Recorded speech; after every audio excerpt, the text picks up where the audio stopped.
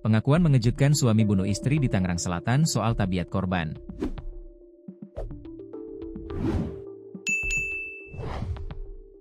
Pengakuan mengejutkan suami yang bunuh istri di Tangerang Selatan, Banten soal tabiat korban.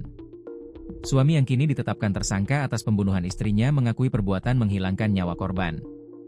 Perbuatan suami berinisial JN tersebut lantaran sakit hati kepada istrinya.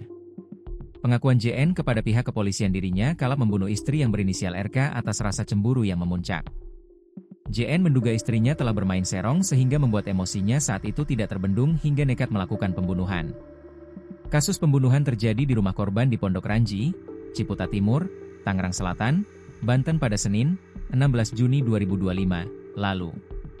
Kabid Humas Polda Metro Jaya, Kombes Pol Ade Arysyam Indradi, mengatakan tersangka telah diperiksa dan mengakui perbuatannya. Berdasarkan hasil pemeriksaan tersangka, motif pembunuhan karena sakit hati korban selingkuh. Izin kami sampaikan, tersangka mengakui perbuatannya. Ia mengatakan motifnya karena cemburu, setelah mengetahui istrinya berselingkuh, ucapnya, Jumat,